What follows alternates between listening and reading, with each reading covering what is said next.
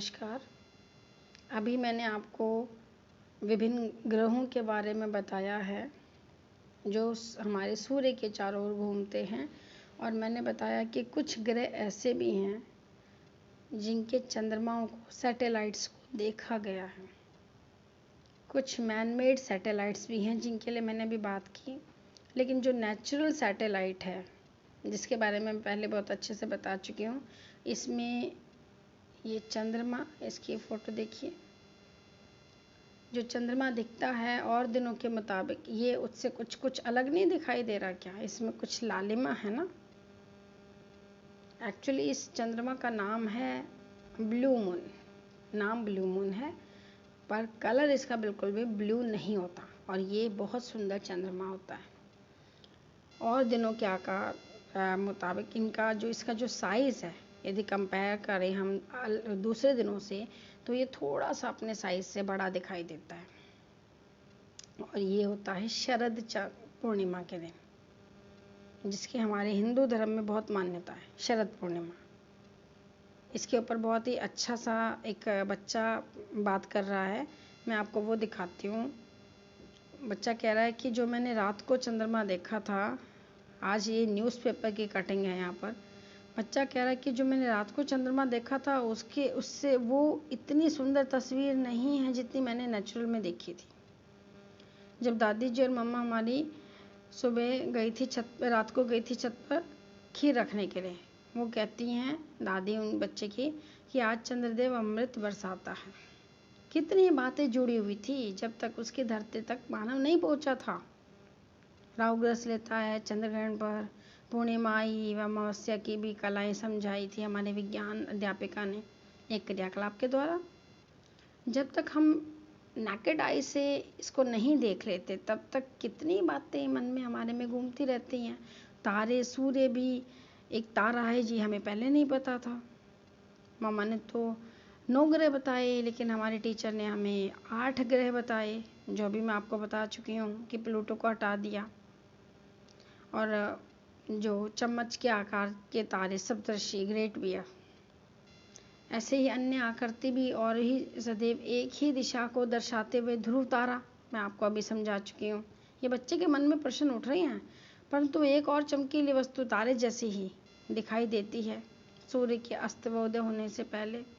पीछे भी कुछ उत्तरी व दक्षिणी गोलार्ध भी अब कुछ समझ आने लगे हैं। पहले नहीं समझ पाती थी मैं, उत्तरी गोलार्ध क्या है, दक्षिणी गोलार्ध क्या है। हाँ, अध्यापिका जी ने कुछ बताया था उल्का वृष्टि के बारे में भी, तो विस्तार से समझाया है उन्होंने, तो कुछ कुछ समझ में आता है। धूमकेतु, उल्का वृष्टि क्या होती हैं, उल्काएं क्या होती हैं, चंद्रमा, सैटेलाइट्स क्या होते हैं, प्लैनेट्स क्या होते हैं, कुछ कुछ अब समझ में आना शुरू हो गया है जब हमारे टीचर ने पढ़ाना शुरू किया। और मेरे फेवरेट एक्टर की फिल्म आई, तो मैंने उसको देखा, और मेरी दादी और मेरी मम्मा ने भी उसको बहुत प्यार से देखा था। उसमें बहुत सारे प्रश्न मन में आए थे, तो उसमें ये बात थी कि हाँ, कि ये ब्लू मून में चंद्रमा का कलर ब्लू क्यों नहीं होता है, तो रेड होता है। हमारे देश के कौन से ऐसे साइंटिस्ट के नाम पर इसरो का नाम जुड़ा हुआ है? वह अभी भी प्रगति कर रहा है इसरो। आखिर इसरो है क्या, और किस वैज्ञानिक को ये सम्मान मिला राष्ट्रपति बनने का? ऐसे कौन से वैज्ञानिक हैं जो राष्ट्रपति भी बने? चमकीली वस्तु जो तारा नहीं है लेकिन फिर भी हमारी पृथ्वी से देखी जा सकती है, वो क्या है? ऐसा कौन सा खगोलीय पिंड है वो? कौन सा देश व वैज्ञानिक ने चंद्रमा पर सबसे पहले अपने कदम रखे, पहुंचा वो देश? और इसमें उसने उससे पहले कौन से वाले जानवरों को वहाँ पर भेजा? कौन जो वैज्ञानिक है उनसे पहले पहुंचा, कौन था? कौन सी मूवी में बताया गया कि एस्ट्रोनॉट ब्रह्मांड में पेंसिल नहीं इस्तेमाल कर सकते, उनको पेन ही लेना चाहिए? ऐसा क्यों होता है आखिर? कुछ प्रचलित आकृतियाँ जिनको हम तारामंडल कह रहे हैं, उनमें से कौन सी प्रकृतियाँ आप अच्छे से जानते हो? आकृतियाँ कौन सी है जिनको आप जानते हो? और ध्रुव तारा हमेशा एक ही दिशा में क्यों रहता है, बदलता क्यों नहीं उसकी दिशा? ब्लू मून नीचे चंद्रमा की क्या खास बात होती है? अब भविष्य के चंद्रमा के बारे में मम्मा दादी को आप क्या समझा पाएंगे? तो ये सारे कुछ प्रश्न मन में उठते हैं। तो अब ये जो है, मैं आपको आगे और कुछ नहीं बता रही हूँ इसमें। मैंने ये प्रश्न जो है, ये बच्चा पूछ रहा है, तो मैं जो भी मेरी वीडियो देख रहा है तो मैं उनसे भी ये प्रश्न पूछ रही हूँ कि एक हम कुछ भी जो देख लेते हैं, देखने के बाद हमारे मन में जो भी प्रश्न आते हैं, तो वो प्रश्न क्या हमें नहीं लगता कि वो बहुत कुछ साथ में समेटे होते हैं? खाली साइंस ही नहीं समेटे होते, उसके अंदर कहीं हिस्ट्री भी होती है, कहीं ज्योग्राफी भी होती है, कहीं केमिस्ट्री भी होती है, और कहीं ना कहीं लिटरेचर भी आ जाता है। क्योंकि जब मून की बात की तो मैंने आपको बताया कि श्रृंगार रस यहाँ इस्तेमाल हुआ, तो आप अच्छे से जानते हो ये लिटरेचर भी यूज़ हुई है यहाँ पर।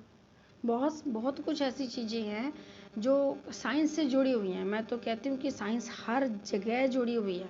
ऐसा कोई कॉर्नर नहीं है जहाँ साइंस नहीं फिट हो सकती, सब जगह साइंस फिट हो सकती है। तो अभी इसी चीज़ के लिए एक नया हमारी गवर्नमेंट ने प्रोजेक्ट बनाया जिसका नाम है CCT, क्रिटिकल क्रिएटिव थिंकिंग, जो कहती है कि ज्ञानी बनो,